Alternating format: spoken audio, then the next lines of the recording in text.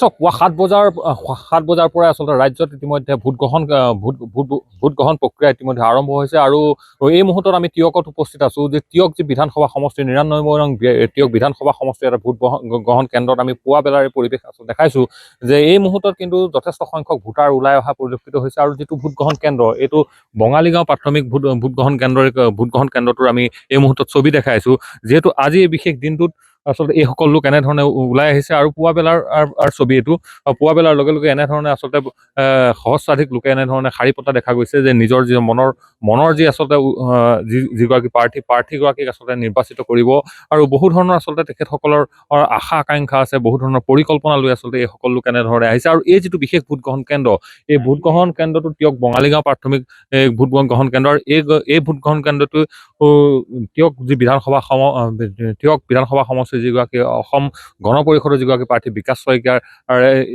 এইটো ভোটগ্ৰহণ কেন্দ্ৰ আৰু কিছু সময় পাছতে তেওঁ ইয়াত ভোটদান কৰিব।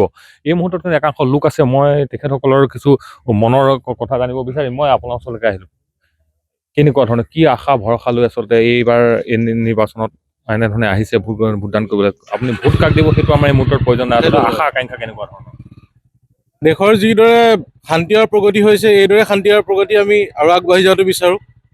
আমি দেশৰ আৰু উন্নতি হোৱাটো বিচাৰোঁ, আমি ৰাইজৰ লগত থকাটো বিচাৰোঁ। এই যিবোৰ উন্নয়ন আচলতে আৰু বিভিন্ন ধৰণৰ কিন্তু বিভিন্ন দল সংগঠন বা বিভিন্ন ধৰণৰ যি ৰাজনৈতিক দলসমূহে আচলতে বিভিন্ন ধৰণৰ প্ৰতিশ্ৰুতি দিয়া পৰিলক্ষিত, এই সময় কিমান আপোনালোকক আচলতে ক্ৰিয়া কৰিছে এই প্ৰতিশ্ৰুতি? চাওক, ইলেকশ্যনৰ আগত প্ৰতিশ্ৰুতি দিয়াটো বহুত ডাঙৰ কথা, কিন্তু ইলেকশ্যনৰ পিছত সেই প্ৰতিশ্ৰুতি পালন কৰাটোহে মূল বিষয়বস্তু। আৰু আমি দেখিবলৈ পাইছোঁ আমাৰ বৰ্তমান চৰকাৰখনে ইলেকশ্যনৰ আগত দিয়া তেওঁলোকৰ প্ৰতিশ্ৰুতি প্ৰায় পালন কৰিছে আৰু ইয়াক লৈ আমি সন্তুষ্ট আৰু এইদৰে চৰকাৰখনে কাম কৰি যাব বুলি ভাবিছোঁ। নিশ্চিতভাৱে আচলতে যুৱ প্ৰজন্মৰ এজন ভোটাৰ আপোনাক মই পাইছোঁ, কেনেকুৱা ধৰণৰ আশা আকাংক্ষা, কেনেকুৱা পৰিকল্পনা আৰু বিগত সময়ছোৱাতো আপোনালোকে ভোট দিছে, এইবাৰ কি নতুনত্ব আপোনালোকে দেখিছে?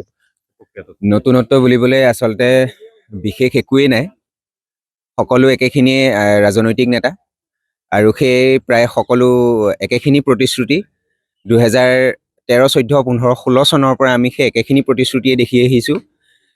এইবাৰ ব্যতিক্ৰম অলপ এইটো কাৰণেই হৈছে, নৱপ্ৰজন্ম আমি বহুখিনি প্ৰতিনিধি এইবাৰ আমি দেখিবলৈ পাইছোঁ ৰাজনৈতিক প্ৰেক্ষাপটত।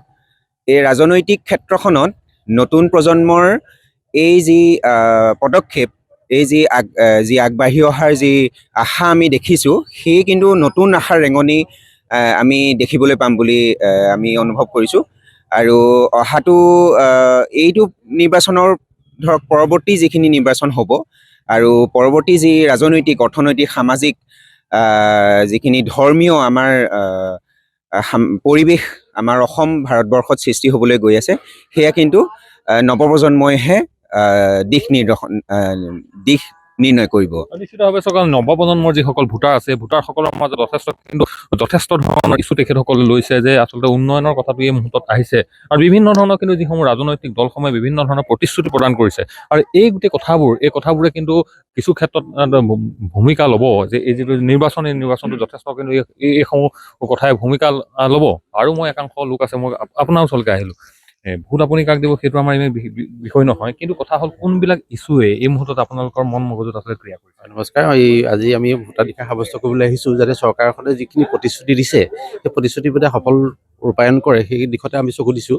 আৰু বৰ্তমান দেখিছোঁ চৰকাৰখনৰ এই বৰ্তমান চলি থকা চৰকাৰৰ যথেষ্ট প্ৰতিশ্ৰুতি পালন কৰাৰ আমি দেখিছোঁ। গতিকে আমি জনাদেশ দিম, কাক দিম সেইটো বেলেগ কথা।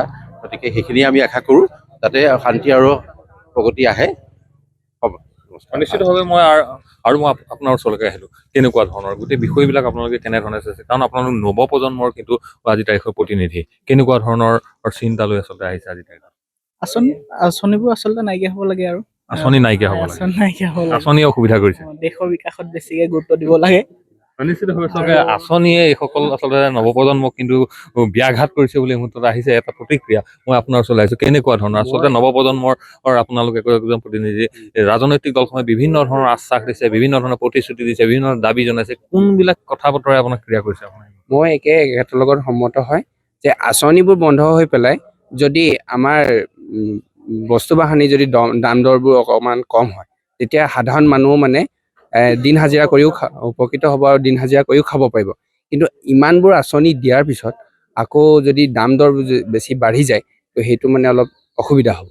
সেয়ে মই নিশ্চিতভাৱে আচলতে অতি গুৰুত্বপূৰ্ণ মন্তব্য এই মুহূৰ্তত আহিছে, যিহেতু এটা কথা ক'ব লাগিব যে এইসকল নৱপ্ৰজন্মৰ মনত কিন্তু যি আঁচনিৰ প্ৰসংগটো আচলতে আঁচনিয়ে এইসকল নৱপ্ৰজন্মৰ মন মগজুত ক্ৰিয়া কৰিছে যে আঁচনিৰ কাৰণে বহু ক্ষেত্ৰত আচলতে প্ৰকৃত উন্নয়ন হ'ব পৰা নাই বুলি সকলে এই মত পোষণ কৰিছে। কিন্তু দেখা যাব এই যে বিশেষকৈ তিয়ক যিটো বিধানসভা সমষ্টি অতি এটা আকৰ্ষণীয় যুঁজ হ'বলৈ আচলতে গৈ আছে, যিহেতু শাসকীয় দলৰ ফালৰ পৰা এগৰাকী প্ৰাৰ্থী সমান্তৰালভাৱে বিৰোধী কংগ্ৰেছৰ ফালৰ পৰা কিন্তু এগৰাকী প্ৰাৰ্থী পল্লৱী শইকীয়া গগৈ কাছতি ইয়াত প্ৰক্ষেপ কৰিছে। আৰু দেখা যাব এই গোটেই বিষয়বোৰে কেনেকুৱা ধৰণে ক্ৰিয়া প্ৰতিক্ৰিয়া হয় আচলতে ৰাইজৰ মনত, আৰু শেষত কোনে হাঁহি মাৰিব এইটো কিন্তু পৰৱৰ্তী সময়ত আমি দেখা যাব। কিন্তু নিশ্চিতভাৱে এটা কথা ক'ব লাগিব যে আজিৰ এই দিনটো, আজিৰ দিনটোত এনেধৰণে নৱপ্ৰজন্মই হওক সকলো লোক এনেধৰণে পুৱা বেলাতে ভোটদান কৰিবৰ বাবে ওলাই অহাটো গণতন্ত্ৰৰ বাবে কিন্তু এটা অতি শুভ লক্ষণ হিচাপে বিবেচিত হৈছে।